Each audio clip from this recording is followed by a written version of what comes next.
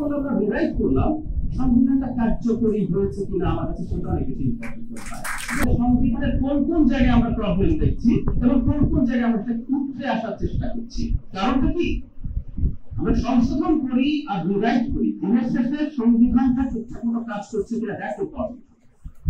আমার দেশব্যাপী একটা বিখ্যাত উক্তি মনে করলো, ভারতের সংবিধানকে একটা রিপাবলিকের সংবিধান বলেই আমি মনে করি না, একটা কারণ সেটা হচ্ছে আর্টিকেল 70। আবু বকর আহমেদ খুব চমৎকার ভাবে খুব শক্ত ভাষায় এটা সমর্থন করেছেন। মানে আমরা একটা রিপাবলিক করতে কি হচ্ছে, সেপারেশন অফ পাওয়ার থাকতে হবে, সেটা লেজিসলেটরের আলাদা আইনসভা আইন করি হবে। প্রেজেন্স অফ আর্টিকেল 70 আপনি যখন দলের বিরুদ্ধে ভোট দিতে পারেন না বলে আপনার সংসদ সদস্যপদ বাতিল হবে ধরনের কথা কনস্টিটিউশনে লেখেন, আপনি কনস্টিটিউশনের মাধ্যমে বলে দিলেন এই দেশে কোনো আইনসভা নেই।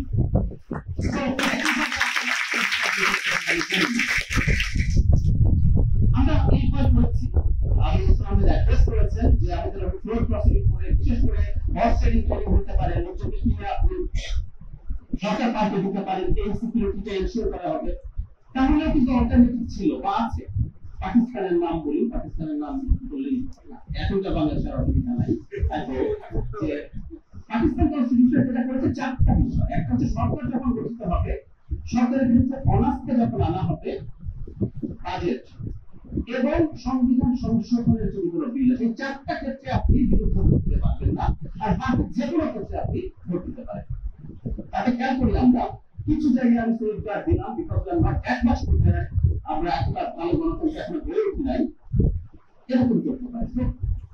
সূত্র ধরে তখন কথা বলছে, আমি মনে করি এটা অ্যামেন্ডমেন্ট ছাড়া এটা লেখে আমরা একটা সংবিধান প্রয়োগ করেছি, আমার কাছে এটা সত্যি খুব অবাক লাগে।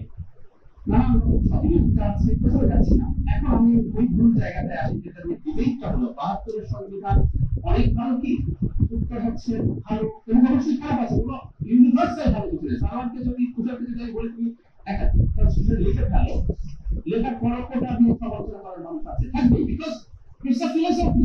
আপনি আসলে দিনের শেষে রাষ্ট্রকে কিভাবে দেখতে চান, আমরা মাঝে মাঝে একটা আটকে যাই, কিন্তু আমরা কি পারবো শেষ পর্যন্ত? No way. যদি পারি এটা গণতন্ত্র না আসলে একটা মনোনৈতিক সোসাইটি আসলে গণতন্ত্র হতে পারে না, এবং একটা গণতন্ত্রের চাইবা না চাই বিপক্ষে আসলে আমরা উস্কে দিই। আই রিপিট, আমাদের অনেকের কাছে মনে হতে পারে গণতন্ত্র মানে কিন্তু বিভেদকে উস্কে দেয়। এক্সাম্পল, পাকিস্তান স্বাধীন হলো, স্বাধীন হওয়ার পর এই অঞ্চলের মানুষ যারা নতুন রাজনীতি করবেন, তারা তার গুরুরা শুরু করলেন রাজনীতি, আওয়ামী মুসলিম লীগ করলেন, আস্তে আস্তে বাঙালি জাতীয়তাবাদ আসলো। আমরা কি বুঝতাম যে আমার বাঙালি জাতীয়তাবাদ একটা আছে? এটা বের করেছে কে? পলিটিশিয়ান। কারণ আমাদের নতুন ন্যারেটিভ তৈরি করতে হবে। আমি বলতে শুরু করলাম যে তুমি শুধু মুসলিম না, তুমি বাঙালিও, এবং তোমার চিন্তা চেতনা ধারণ করে আমি শুধু আমাকে ভোট দাও। প্রথমটা আমাদের স্বাধীনতার কথা ছিল না। দেখুন আপনি এই আইডেন্টিটি আনলেন, আলাপ করলেন, নতুন করে আবার বেরো লোক কেউ বললো আমরা কি বাঙালি মুসলমান না মুসলমান বাঙালি, ঠিক আছে। তো ডিবেট গুলো কিন্তু ক্রমাগত চলবে, এগুলো কোনো দিনও শেষ হবে না। সব যখন শেষ হয়ে যাবে তারপরে এটা চলতেই থাকে।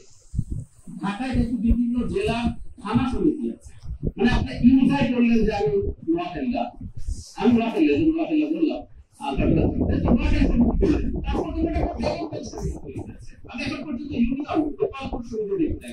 যেটা হয়, আপনি যখন রাজনীতি করেন একটা গণতান্ত্রিক ব্যবস্থার কথা বলেন, তখন আসলে বিভেদ তৈরি বা উৎপাদন হতে হয়।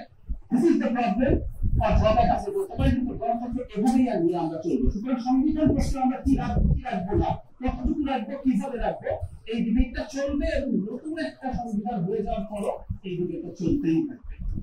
এখন সংবিধান কি করবো, এখানে আমাদের একটা অপনিয়ন হচ্ছে, যখন ডিবেট করবো নাকি আমরা এটাকে সংশোধন করবো। তার আগে প্রথম কথাটা হচ্ছে, আমি তুষার আলোচনা করছেন এটা নিয়ে, আমরা দেখছি আরো অনেকে আলোচনা করছে ডিবেট করার ব্যাপারে। আমার মনে হয় আমাদের সমাজে ব্যাপারে এই আলোচনাগুলো হওয়া দরকার, যে আমাদের সংবিধানের কোন কোন জায়গায় আমরা প্রবলেম দেখছি এবং কোন কোন জায়গায় আমরা উঠে আসার চেষ্টা করছি, কারণটা কি?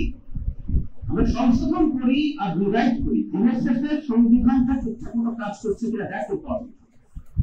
আমার দেশব্যাপী একটা বিখ্যাত উক্তি মনে করলো, দেশব্যাপী বলেছিলেন যখন উনি, আপনারা জানেন যে মাওলানা ফর্মুলেশন ইকোনমিক একটা লিবারালাইজেশন শুরু করেছেন, তখন খুব সমালোচনা, তুমি তো কমিউনিস্ট কান্ট্রি, তুমি কেন ফ্রি মার্কেট ইকোনমি ইনভেস্টর থেকে ডাক করেছে। তখন দেনের একটা উক্তি খুব বিখ্যাত, বেড়াল সাদা না কালো ম্যাটার না, ওটা ইঁদুর বাঁচতে পারে কিনা দ্যাটস ইম্পর্টেন্ট।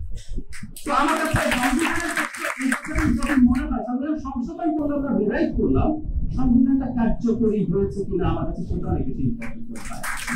আমি মনে করছি রিভাইজ করা অপশন, এটাকে সংশোধন করাও একটা অপশন, কারণ আমরা যদি রাইটলি আইডেন্টিফাই করতে পারি কোন কোন জিনিসগুলো আমাদের চেঞ্জ করা দরকার, তাহলে আমরা সেই কাজটা করতে পারবো।